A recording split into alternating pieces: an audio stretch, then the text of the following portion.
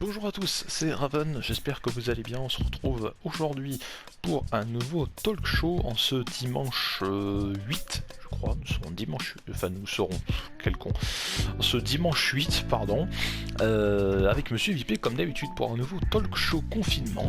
Et aujourd'hui, Monsieur VP, on va parler des conventions qu'on a pu faire ou qu'on aimerait faire. Alors, moi j'ai un grand souvenir, c'est ma première Paris Games Week. C'était en 2014. J'ai eu la chance d'y aller grâce. Je sais qu'il y a une certaine période où je suivais beaucoup la chaîne Game One. Je regarde encore maintenant, mais un petit peu moins. Et quand j'avais vu qu'ils avaient annoncé qu'ils allaient, comme à peu près chaque année, avoir leur stand là-bas et qu'ils montraient des extraits des anciennes versions, j'étais là, mais il faut que j'aille dans cette convention qui était vraiment super. J'y ai passé 2 jours, je crois, la première fois. Et c'était vraiment un truc de fou. J'y suis retourné ensuite 4 fois, 2014, 2015, 2017. Ah non, attendez, 2014, 2015, 2016, je crois. 2017. 2017, mais c'était quand on était parti, nous, je crois, 2018, je sais plus. Oui, en 2017, je crois. 2017 je sais plus. Enfin bref, l'année on est parti, donc en tout cas je l'ai fait 4 ans. J'y suis allé 4 fois. Et je crois que s'il y a bien un truc qui m'a vraiment le plus marqué, Monsieur VP va vous le dire d'ici quelques secondes, c'était là. En fait, comme vous le savez, j'en parlais souvent. Le fait est que j'y allais. Même si la première fois que je suis allé à la Games Week, je ne connaissais pas encore VP. Mais je lui en avais déjà parlé plusieurs fois et je lui ai dit, je lui ai fait écoute, si tu veux, ça se passe toujours fin octobre généralement, si tu veux un jour on économise tous les deux et on y va. Donc je lui avais montré des vidéos, je lui avais montré des extraits là-bas et puis il s'était dit ok il faut qu'on y aille, il faut absolument qu'on y aille.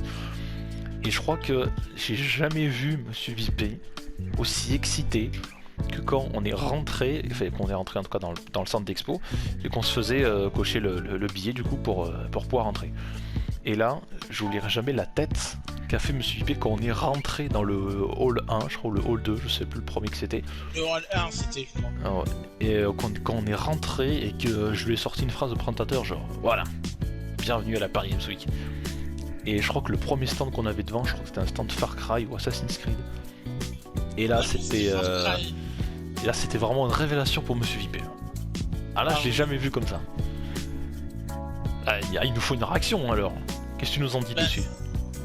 C'était énorme, c'était... Quand je l'ai vu, j'ai fait ah ouais, c'est ça.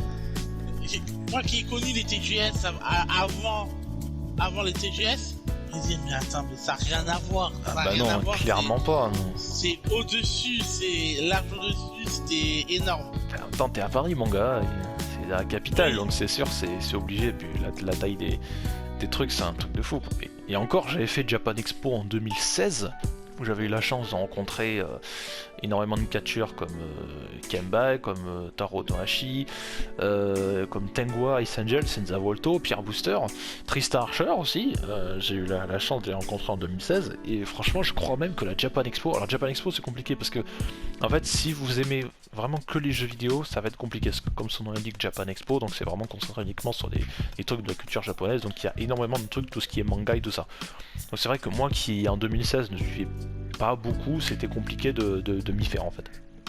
C'était pas très simple, mais j'ai quand même passé un moment vraiment de fou et je me demande si Japan Expo c'est même pas peut-être encore plus grand que la Paris Games Week. C'est pour vous dire à quel point c'est un truc de fou. Mais c'est vrai, VP première Paris Games Week, on en avait parlé dans notre vidéo bilan qui est sortie il y a 3 ans sur la chaîne mais qui est toujours disponible. Et puis, franchement ouais, première édition pour toi du coup. On a fait quand même pas mal de trucs, on est allé tester des jeux, on me souvient. On a campé chez Game One pendant je sais pas combien de temps. La totalité du en fait, il n'y a pas un jour on n'y est pas allé, parce qu'on a fait 3 jours de convention. Alors peut-être 3 jours ça peut paraître beaucoup pour certains, mais croyez-moi que quand vous êtes occupé, 3 jours c'est très rapide. Mais c'est d'une rapidité. C'est genre le matin on avait notre rituel. D'ailleurs on a eu un petit problème en arrivant à l'hôtel, c'est que on a eu des soucis de réservation. Donc on a eu peur et quand j'ai donné mon nom et qu'ils nous ont dit on n'a pas de réservation pour vous, là on a commencé à s'inquiéter un peu. On s'est regardé en mode ok, là on est dans la merde. Et comment dire, et ouais, mais du coup, on avait notre rituel, c'est le soir, on allait chercher un truc à bouffer le dehors, à la douche, parce qu'évidemment, il y a besoin après une bonne journée de transpiration, et puis voilà, mais puis le matin, on se levait, on déjeunait vite fait, et puis on partait, c'était vraiment notre petit rituel, et pendant 3 jours, croyez-moi, ça passe super vite, parce qu'il y a tellement de choses à faire. Et puis, comme là, on a réussi à se prendre en photo avec quelques personnes là-bas, notamment toute l'équipe de Game One qui était présente. On a participé à l'émission Game One Box. On a fait la team Game One aussi, on était dans le public derrière. C'était vraiment, On a joué avec Julien à Street Fighter 2 quand même. C'était quand même un classique des jeux de combat, quoi. C'était vraiment un truc de fou. J'ai failli le battre en plus, je suis trop deg. Ça aurait été vraiment super. Mais ouais, c'était moments de malade. On s'est fait du Street Fighter 5 ensuite, dans un autre hall qui était au-dessus, je crois. Donc on a fait vraiment des trucs de fou. Il y avait une petite séquence dans la vidéo bilan PGW que tu as filmé, que je t'avais passé mon gros appareil qui pesait 6 tonnes, il filmait bien mais qui était très lourd. Et puis franchement, ouais, on a fait des très bons achats d'ailleurs. D'ailleurs, je crois que tu avais acheté une pop. Je crois que c'était une de Futurama, je crois. Oui, Futurama, la manette. Une manette. Oui, une Burn. Donc t'as quand même des trucs qui viennent de là-bas. Moi j'avais acheté un gantelet d'assassin qui me faisait de l'œil. Et puis c'était le dernier jour, on était là, bon ben on part, on doit partir du salon à telle heure pour pas être en retard à la gare, parce qu'on était venu en train. Et puis on avait encore à peu près 30 minutes, je crois, avant de pouvoir partir. Donc évidemment, quand c'est vos 30 dernières minutes, c'est les 30 minutes les plus rapides de votre existence. Parce que vous êtes tellement content d'être dans la convention, vous avez tellement pas envie de partir. Voilà, vous avez envie de partir qu'au moment où ils démontent les stands, je vous jure, c'est vraiment horrible, cette sensation. On s'est dit, allez, on fait un dernier tour, comme ça si on veut s'acheter quelque chose, c'est maintenant. Et puis je regardais ce truc et Viper me dit, mais écoute... PGW c'est qu'une fois par an, donc si tu le veux, prends-toi-le, fais-toi plaisir. Et effectivement, je l'ai pris, et je l'ai là, et puis je vous l'avais montré dans la vidéo, on l'avait unboxé ensemble, je l'avais essayé, donc voilà, c'est quand même cool. Après, il y a beaucoup de conventions sur Paris, donc évidemment il y a la Games Week, il y a la Japan Expo, il y a Paris Manga, aussi, où il y a quand même pas mal de catch. D'après ce qu'on a vu, je crois que Sturi en avait fait une vidéo dessus, c'était en 2016, il me semble. Cette vidéo est toujours disponible sur sa chaîne YouTube. Il y a quand même pas mal de catch là-bas, c'est quand même intéressant. Pour nous, du coup, comme vous le savez, le plus proche de chez nous, c'est le TGS, qui a été repoussé au mois de mai, je crois, cette année, ou au mois d'avril, je sais plus. Je crois que c'est mois de mai. Dans ce nouveau centre d'exposition. Et puis surtout des conventions, il y en a stock. Toi, si tu devrais faire un salon, ou refaire quelque chose, faire ou refaire, les deux, ce serait quoi? Refaire, c'est Paris Games Week. Ouais. Et faire, c'est soit le 3 ou la Gamescom. Alors la Gamescom, qu'on rappelle, qui était en Allemagne, où il y a pareil pas mal de choses aussi. Après le 3, c'est vrai que c'est un peu plus professionnel, comme on dit. Il n'y a pas grand chose pour le public. Ça reste surtout professionnel, genre pour les grands youtubeurs, ceux qui font du live sur Twitch, ou voilà, ou vraiment pour les développeurs, quoi.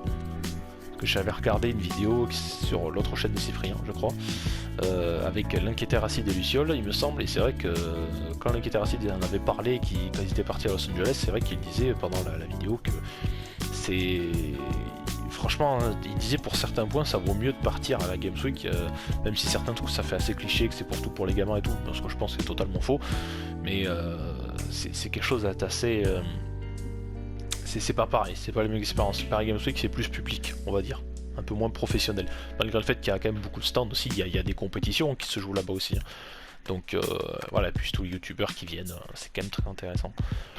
Moi franchement, si je devrais à refaire, je pense que ce serait soit la Games Week une nouvelle fois, ou la Japan Expo qui était vraiment super.